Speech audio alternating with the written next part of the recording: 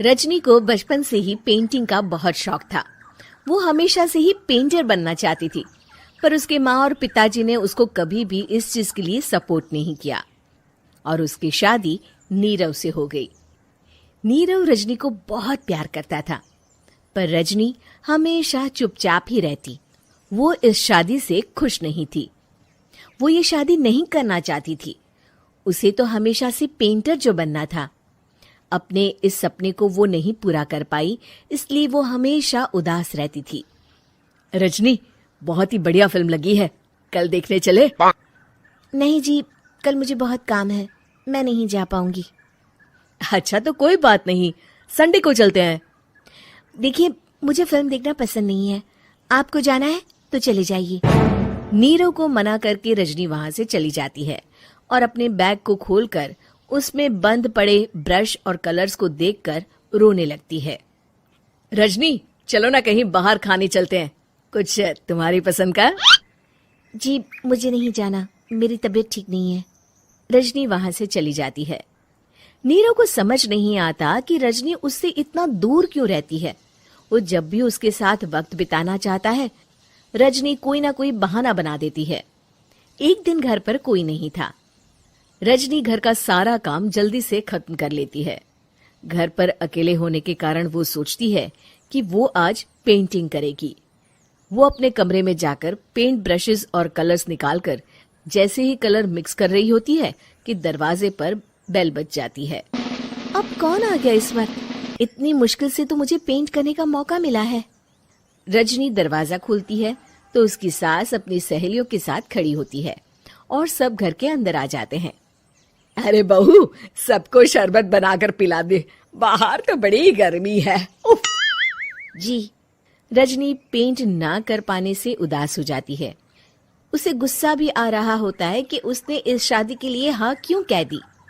वो रसोई में जा रही होती है कि उसकी सास उसे रोकती है। बहू, सबके खाने का भी इंतजाम कर लेना, आज का लंच तो ये सब यहीं करेगी। हाँ।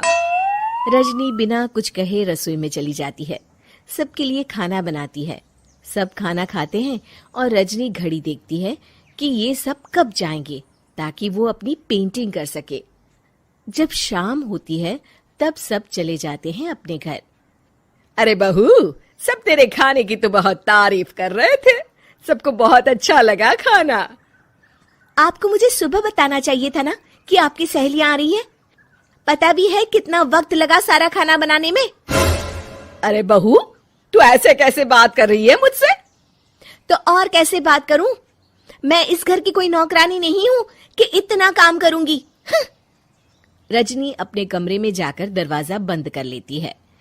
शाम को जब नीरव आता है तो उसकी माँ उसे पूरी घटना के बारे में बताती है। क्या रजनी ने आपसे इस तरह बात की माँ? हाँ, और पता नहीं उसे क्या हो गया है, शाम से बाहर भी नहीं आई है। मैंने तो कई बार आवाज दी, खाना भी नहीं खाया उसने। तू ही बात करके देख ले बेटा। नीरव अपने कमरे का दरवाजा खटखटाता है। रजनी, दरवाजा खोलो, मैं हूं। रजनी दरवाजा खोलती है और फिर वापस जाकर अपने बिस्तर पर लेट जाती है। रजनी, माँ से बात करने का ये क्या तरीका है? मैंने कोई गलत बात नहीं की है। अरे तुम क्यों ऐसे बर्ताव कर रही हो सबके साथ? क्या तुम इस शादी से खुश नहीं हो? रजनी कुछ नहीं बोलती। अरे बताओ मुझे रजनी, क्या ये शादी तुम्हारी मर्जी के खिलाफ हुई है? हाँ, मैं ये शादी कभी नहीं करना चाहती थी। तुमसे क्या, मैं किसी से भी शादी नहीं करना चाहती थी। रजनी रोने लगती है। चुप हो जाओ रजनी, बताओ मुझे, तुम क्यों नहीं करना चाहती थी शादी? रजनी बेड के नीचे से अपने पेंटिंग्स, कलर्स, ब्रश, पेपर्स निकालती है। इतने में उसकी सास भी कमरे में आ जाती है।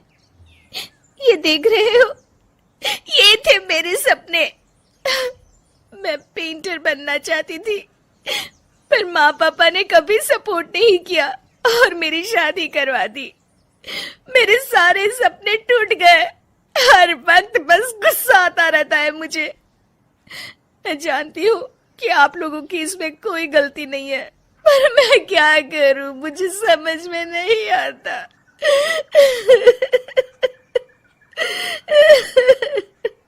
रजनी फूट फूट कर रोने लगती है। मुझे माफ कर दीजिए, आप दोनों के साथ मैं बहुत बुरा बर्ताव कर रही हूँ। अरे रजनी बेटा, चुप हो जाओ तुम। नीरव पानी लेकर आता है। ये लो पानी पियो और शांत हो जाओ। रजनी पानी पीती है और उसकी सास पेंटिंग्स देख रही होती है। अरे नीरव, हमें तो पता ही नहीं था कि हमारी बहू कलाकार है। अरे कितनी अच्छी पेंटिंग्स बनाई है, देखो तो। ये वाली तो मैं अपने कमरे में ले जाऊंगी। आपको ये पेंटिंग्स अच्छी लगी? अच्छी नहीं, बहुत अच्छी लगी। और तुमने हमें बताया क्यों नहीं? तुम जब चाहे पेंटिंग कर सकती हो रजनी। हम तुम्हारे सपनों को पूरा करने में तुम्हारा पूरा साथ देंगे। हाँ बेटा, हम कला की कद्र करते हैं। हम कलाकार तो नहीं, पर मुझे गर्व है कि मेरी बहू एक कलाकार है। रजनी, नीरव और सास तीनों हंस पड़ते